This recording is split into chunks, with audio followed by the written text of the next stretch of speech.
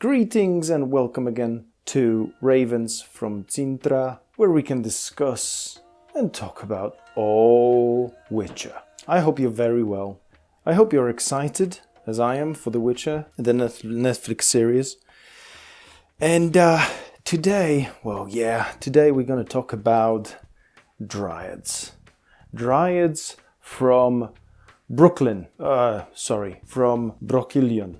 Yeah, this is the problem I have with the current state of affairs regarding Witcher and the lore and the politics. You see, this is when I saw the trailer, it was like watching one of those films from the 90s where Hollywood was squeezing black people into any film just to make it politically correct. And I think political correctness is quite important, obviously, because we just need to be civil to everybody.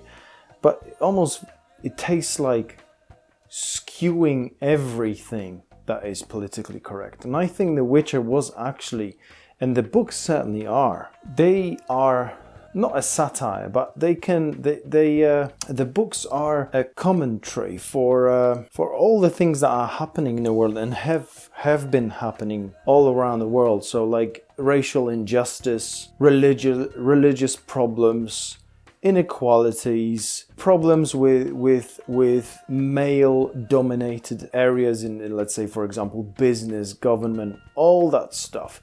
It's all in the books. It's all in the books. We don't have to take it on the level of actors. It was there, hidden in the tension between elves and humans, dwarves and humans, Nilfgaard, the invasion of Nilfgaard at the end of it, and then Nilfgaard meddling with elves and dwarves as well. All the rewriting history was there, like the whole myth of Lara Dorren and her human lover. Elves had their own story, humans had their own story. It's all there. We don't have to watch Black Dryads. It's just, it doesn't feel right. And it is like, I think Robin Hood with Kevin Costner was one of those films that actually really, really pulled it off in terms of having a black person, Morgan Freeman, in historically correct manner embedded in the story. I'm fine with that, no problem. And the Witcher story feels like medieval Europe. Even the years in the story, it's 1200s. Right? There were not many black people there, and certainly Dryads were not black. They were green. They looked like white females with green tint on their skin. So let's assume I'm correct. Let's assume the world of The Witcher is medieval Europe. Right? It is a white continent, but there are mentions of exotic races, let's call it like that, okay? You have Zerrikania, and we actually meet two characters from that country, from that land. There are two female warriors defending another character. I'm trying to keep it spoiler-free. Great.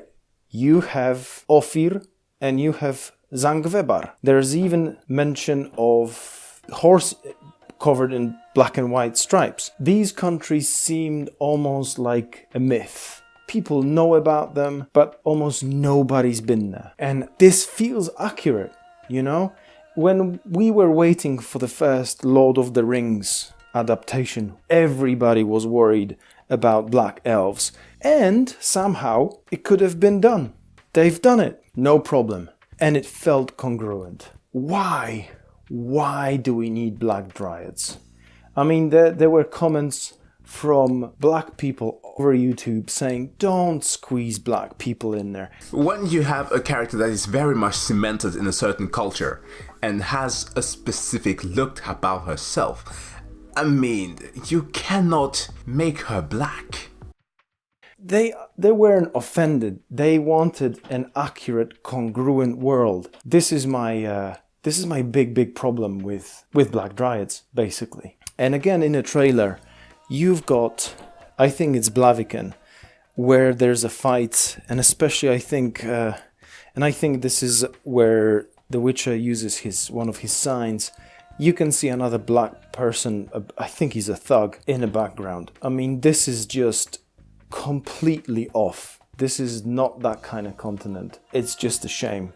It's just a shame because it's just gonna be another 90s semi-decent fantasy series. And this is another thing. Don't make it Game of Thrones. Game of Thrones has had its own unique selling point. Let's say, let's keep it within the marketing jargon. Let's make it something else. Let's not make it Hollywood. Let's make it a little bit more un-Hollywood. I think people all around the world are just bored of generic fantasy that's being produced in Hollywood. Let's propose something different. You know, something with a more defined feel. Like, for example, medieval Europe. You know, there's plenty of resources to draw from. Why the hell not? That's it for today. Expect another Raven from me very soon. Until next time, fare thee well.